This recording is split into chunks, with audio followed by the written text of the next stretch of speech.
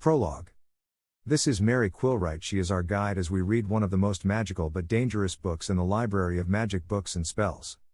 The past can be dangerous to those unaware of the dangers. Watch where you step or you might lose a foot. They say the first witch was a fairy.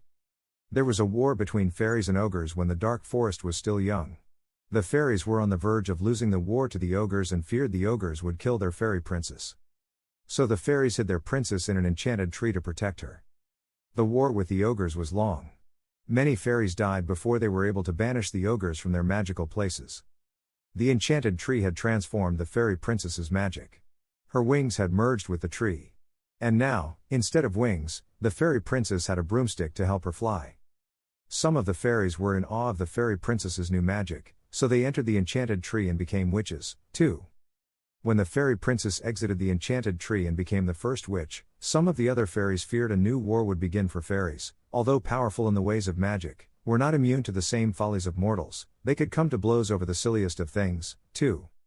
While some fairies feared that the differences in their magical powers would eventually lead to a war between witches and fairies, this did not come to pass.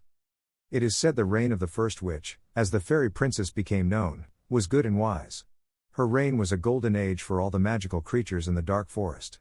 But all reigns must come to an end eventually. Yet the way the first witch's reign ended was most mysterious. She did not die of old age, nor was she killed by daggers or poison. She simply disappeared one day, never to return. Olly the Good Witch.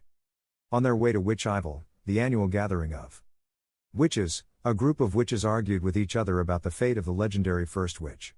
Most of them paid little attention to Twinkle the cat as it walked into the darkest and most dangerous part of the dark forest. Twinkle passed witches talking with each other. The first witch is alive in a realm where time flows differently. Utter pants. She's asleep in an enchanted tree and will return when our need is greatest. Will you two give it a rest, eh? I'm getting a headache. She just got old and died in bed. I don't know what happened to the first, but look, there's a cat. As Twinkle disappeared into the forest, Olly walked out her cottage calling for her pet cat.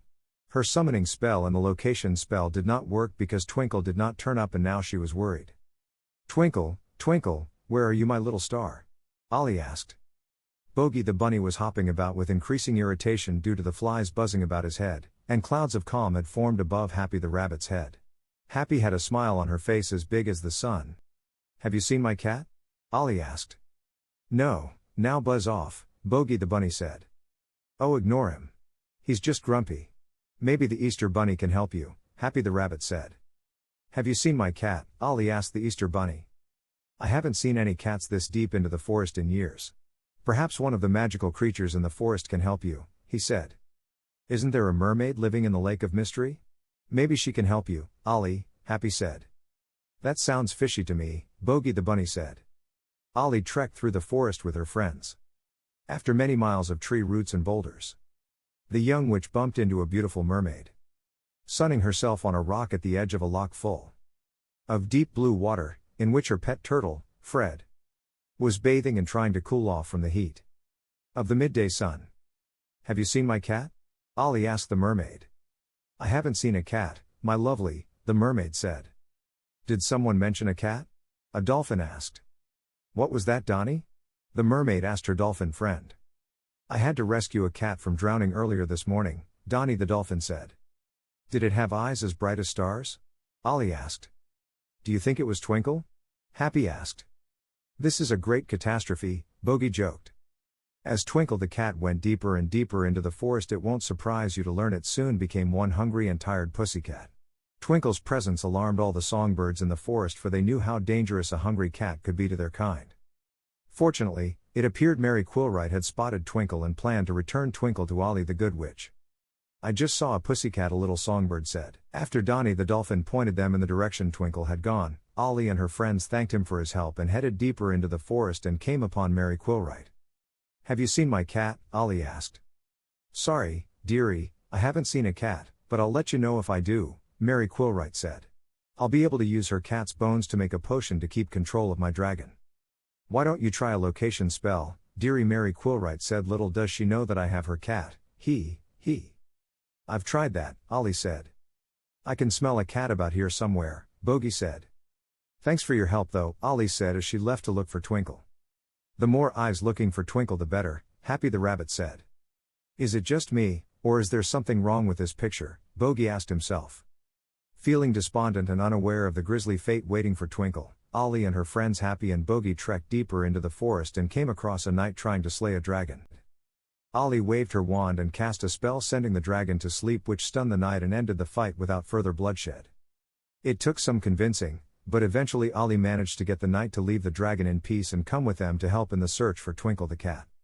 It wasn't long before they reached the edge of the forest and to a mountain where Mildred the Cruel lived.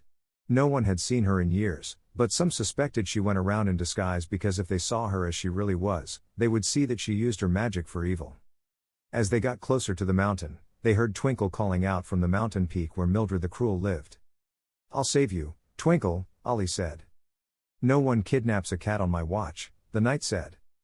Come on, Bogey. Keep up, Happy said. It's all uphill from here, Bogey panted. Once they had entered Mildred the Cruel's lair, Olly and the gang saw her cauldron and realized she planned to toss poor Twinkle alive into her boiling cauldron. Once she had boiled the poor cat alive. Just as Olly went to pick up Twinkle, Mildred the Cruel appeared in front of them. Olly and her friends fought valiantly, but Mildred's evil magic was more powerful. They would have surely perished had it not been for the timely intervention of the first witch who rescued them at the hour of their greatest need. After they had defeated Mildred the Cruel, Olly and her friends heard the muffled cries of Mary Quillright who, like Twinkle, had been held captive in Mildred's mountain lair. Naturally they freed a grateful Mary Quillright and then traveled back home together. The first witch told them all about how she was injured one day and was spotted by Mildred the Cruel, who captured her and transformed her into the red dragon. Because Olly disrupted Mildred's plans to force the first witch to drink a magic brew made from cat bones, this broke the spell and returned her to her natural state. So, she was able to help them defeat Mildred the Cruel.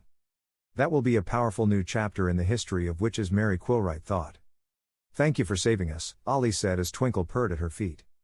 You saved me, child, the first witch said. Sorry about earlier, the knight said. I love a happy ending, Happy said. Is that it then? Bogey asked. The end.